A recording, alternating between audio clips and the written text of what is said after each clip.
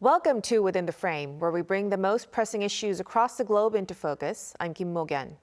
Today is World Food Day, a day to recognize the fundamental right to food and to raise global awareness of the growing threats to food security.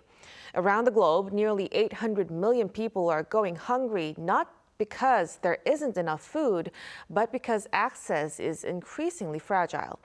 Climate change, armed conflict, and inflation are all reshaping how food is produced, priced, and even distributed. For a deeper discussion on this, we are joined in the studio by Hyun Ji Angie Lee, Director of the Seoul Global Office at the World Food Program. A big welcome. Thank you. Thank you for joining us. Thank you. So let's delve right in. So today is the World Food Day. In light of this, the issue of food security seems to be even more important than ever nowadays. For our viewers, could you assess the current situation of the global food security? Sure. So global food insecurity is at a record high level today, with millions of people facing famine in places like northern Sudan, and over 319 million people suffering from acute global hunger across the globe. As you pointed out, there are multiple and overlapping crises that contribute to this worrying trend. But the main driver of hunger is conflict. It disrupts food production, it fuels displacement, putting vulnerable populations even more at risk. The majority of the global food insecure populations actually live in fragile and conflict-affected settings. Now, this is compounded further by economic volatility and high inflation. There are many low-income families across the world who are struggling to put food on the table because food remains very expensive. And then, of course, there are weather extremes that are even compounding these effects. These climate extremes, they cause destruction of crops and livelihoods. And they really complicate things for people who are really making ends meet on a daily basis. This is why we really need to all come together for urgent action and international support to really address the root causes of hunger. And I think this is a nice segue for me to introduce you to the World Food Program, because I suspect that many of your viewers will not be very familiar with our organization. So the World Food Program is the world's largest humanitarian organization and is known to save lives in emergencies. But we also use food assistance to bring peace and prosperity and stability, help communities recover from conflict, disasters, and the impacts of climate change. Right. So let's hope this could be a good opportunity for, raising awareness to the situation. But let's focus more on the humanitarian impact of this. So in some regions like Somalia, the crisis is really a matter of life and death, a very serious one. Director Lee, we hear that the WFP's decided to cut food aid to Somalia by more than 2/3. Could you elaborate for us the situation, and what does it say about the state of international responsibility? Right. In fact, this is really a matter of life and death, and the operating environment has become ever more complex today. The development and humanitarian sector today is navigating an increasingly volatile, challenging and unpredictable funding landscape. A recent OECD study projects a 9 to 17% drop in overseas development assistance in 2025. This will affect disproportionately the least developed countries and also sub-Saharan Africa. And this is why we really need to channel all of our resources and raise the awareness.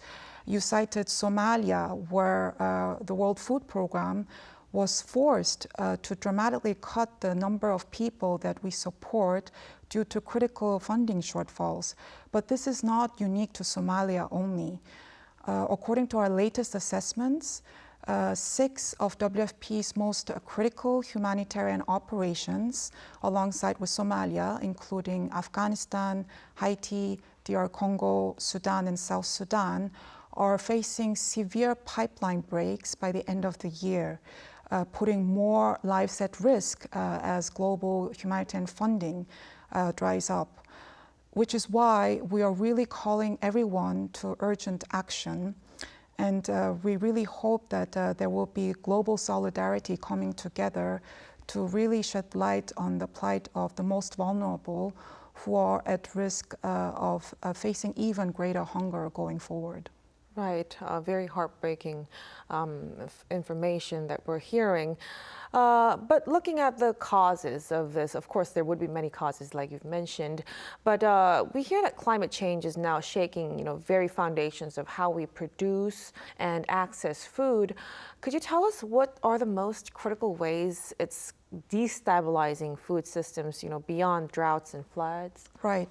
So to better understand what is at stake, we need to look at the context, both in broad and specific terms.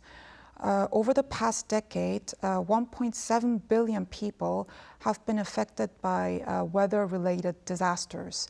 Now, unfortunately, communities who contribute the least to the climate crisis are the ones who are bearing the brunt of the impact of the climate shocks with very limited means to cope. I'm sure you're aware that last year was the hottest year on record. And according to our assessments, approximately 96 million people have been pushed into food insecurity due to climate extremes. And the impact was particularly severe in regions such as South Asia, Southern Africa, and the Horn of Africa. Now, we also need to remember that these climate shocks do not occur in vacuum. They are compounded by economic volatility and, most importantly, by conflict. And this is why it's really important to remember that these compound shocks are really restraining systems and also eroding the resilience of communities. And by resilience, I really mean the capacity to rebound, to bounce back and recover. And so we really need to look at a longer term and sustainable solution, moving away from short-term aid and really investing in long-term resilience. And humanitarian organizations like WFP have a particular focus on doing that in the most fragile context in the world. For example, in the Sahel, we have supported 4 million people with integrated solutions to provide support to rehabilitate ecosystems, to provide enhanced nutrition support, and also to put children back to school, all together resulting in reduced humanitarian needs in the mid to longer term. Right. So those efforts would be definitely helpful. And, you've mentioned the extreme weather conditions. It's being observed in many parts of the world. In fact, South Korea also experienced a severe drought in Gangneung area. It's a clear example that we're also suffering from that. So from a food security standpoint, Director Lee, could you tell us what kind of concerns could these kinds of severe weather conditions actually bring? Right. So I think the dilemma really resonates stronger when it hits closer to home, right? And across Asia, recurrent droughts, floods, and typhoons are really disrupting local food systems and livelihoods across the board. For a region that accounts for a majority share of the global agricultural losses at an average of 23% worldwide. Transforming food systems is really essential and urgent. And as I said before, we really need to shift away from short-term aid and think about what are scalable solutions that stick, that really invest in resilient local food systems. Now, in this regard, the World Food Programme has been investing $5.9 billion in local and regional procurement, including $2.1 billion in Africa alone, really directly supporting local food markets and local food systems. And we work with governments, local civil society, private sector, and IFIs to stimulate demand for nutritious local food, but also support inclusive value chain and national programs that really can be bringing impact at scale. For example, in Kenya, WFP is supporting the government in running a national school meals program, which is providing nutritious school meals to over 10 million school kids, but at the same time also supporting local smallholder farmers who have the opportunity to have a stable income in return of supplying fresh local produce to school canteens. Wow, that would be helpful because that's not just temporary, it's going to be a long-term project, of course. Yes. Now, Director, let's also touch upon the consumer side. We're speaking of, producers. Skyrocketing produce prices are also very concerning. We saw in sharp spikes in staple crops like Napa cabbage and lettuce, spinach, and etc. So do you think these price shocks would be, of course, we're speculating, it will be temporary, or do you think they reflect some deeper, long-term instability in the global food market? Yes, you're right. I don't think anyone has the crystal ball here, but these food inflations are definitely a reflection of both short-term shocks as well as deeper structural issues in the global food system. And once again, I think we need to look at the context. Now, in an affluent country like Korea, if Napa cabbage is too expensive, consumers would look at alternatives for their groceries because they have that choice. Unfortunately, for many families in the global south who spend a larger share of their income on food, they don't have such choices. And they end up resorting to negative coping strategies such as reducing portions or skipping meals altogether. And so I believe that these trends that we're seeing across the globe is unfortunately not a temporary fluctuation. Food inflation since the pandemic has far outpaced overall inflation levels. And this is really putting a burden on low-income families, especially who are living in fragile contexts. So it is really a sign of systemic fragility. And although the inflation levels have decreased to pre-pandemic levels, there are so many countries where food still remains expensive. So for consumers alike, it will be a growing concern, food affordability and access. Right, and of course solutions to this would be very important. Speaking of this, the South Korean government has introduced various measures to build resilience, from climate adaptive farming to smart agriculture. And beyond this, in the world stage, there should be international strategies as well, of course.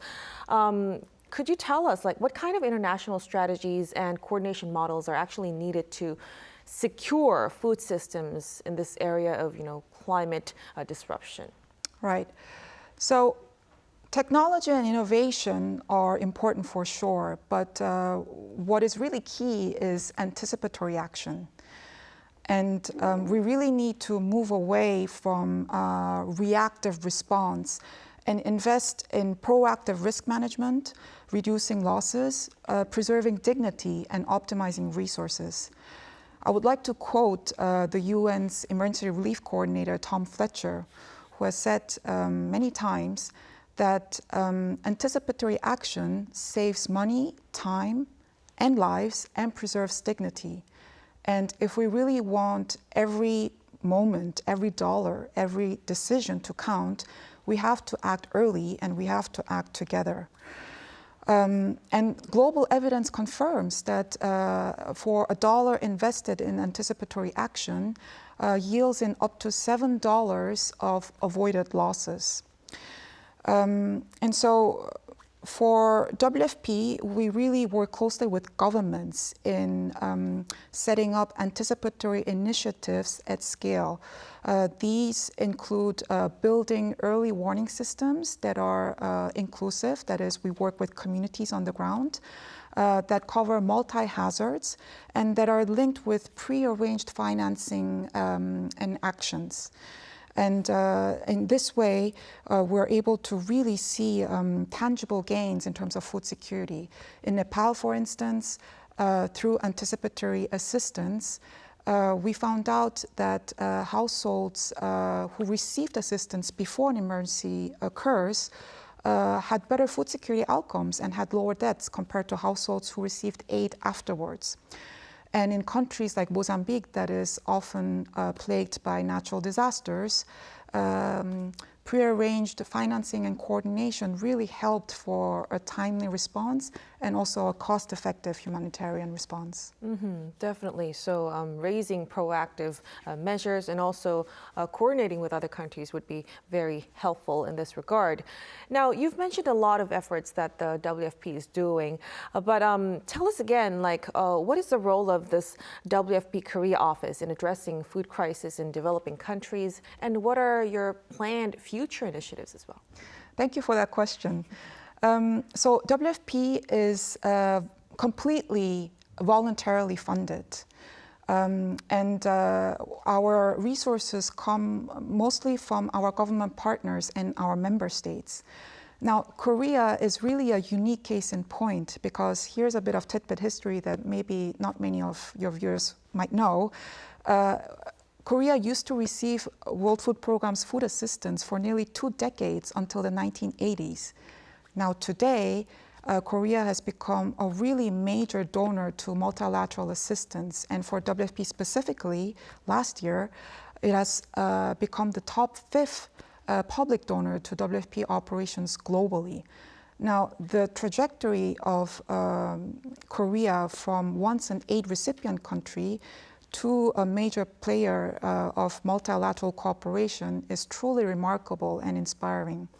So the goal of WFP Seoul Global Office is really to strengthen the strategic partnership that we have with Korea across the public and private spectrum. We work very closely with our government counterparts, including the Ministry of Foreign Affairs for humanitarian assistance in emergencies. We also work very closely with KOICA for longer-term development projects that invest in school meals and climate resilience. And we also work with the Ministry of Agriculture, Food and Rural Affairs, who provide Korean rice to refugees and IDPs globally. And I should also mention that we have really exciting partnerships in the private sector with corporates and foundations who help really wield influence and help us also with individual fundraising. So looking ahead, we would like to strengthen and deepen this partnership with Korea. And it's really a win-win partnership because Korea has so much to offer. It has this rich history of overcoming hunger in less than a generation. It has this technological prowess, it has the soft culture power, and it has deep policy expertise. And WFP on its hand has deep field presence, operational capacity, and together I believe that we can really deliver impactful and sustainable hunger solutions worldwide.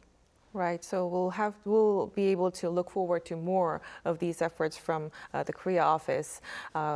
Now, Director, as we look to the future of food security, innovation seems very important. Could you tell us what are the most, promising innovations that can help us mitigate the impact of climate change and also ensure sustainable food access for the vulnerable? Right.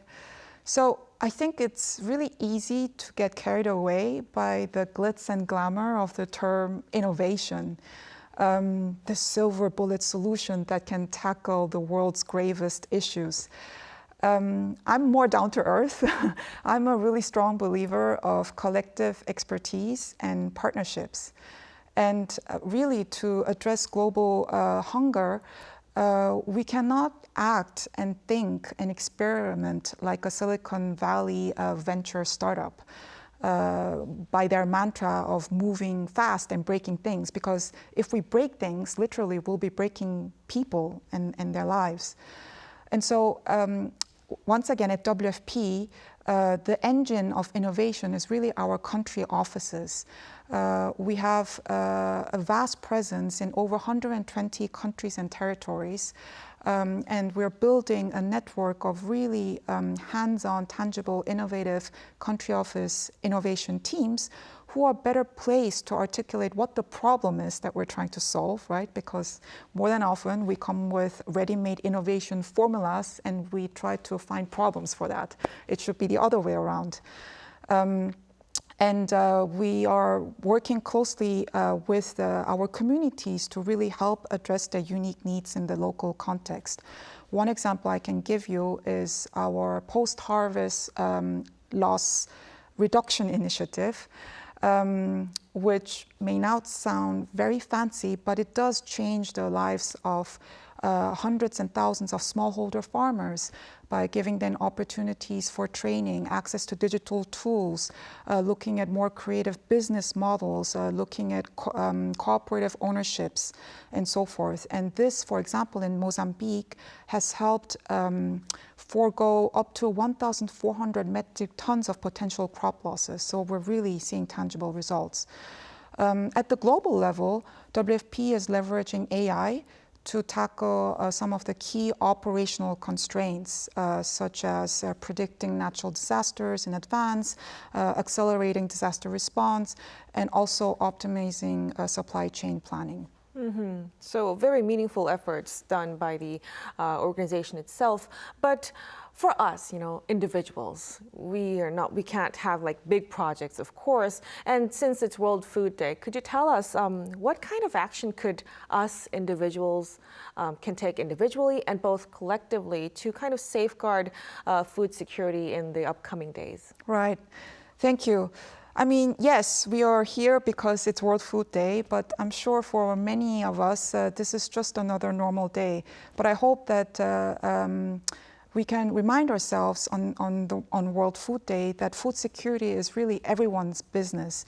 And we really need all the courage and collective wisdom to be able to solve this global challenge. I mean, at a personal level, I would really encourage that you stay engaged in global food crisis issues and global issues writ large.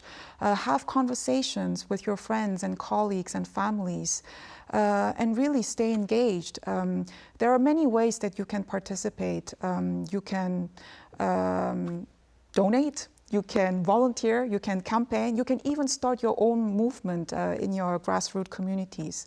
So I really hope that we can spark more conversations around this important issue and really show the value of global solidarity.